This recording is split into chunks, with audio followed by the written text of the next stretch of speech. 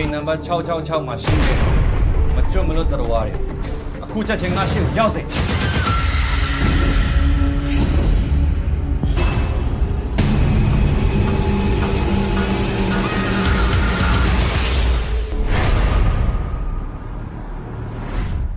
အဲ့ဒီအိမ်ကအတိုက်မိထားတဲ့အိမ်ဆိုတော့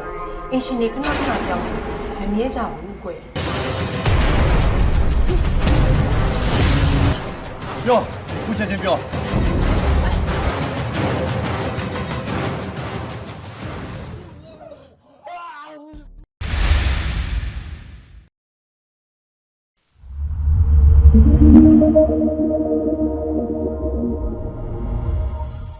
Deviant, think different.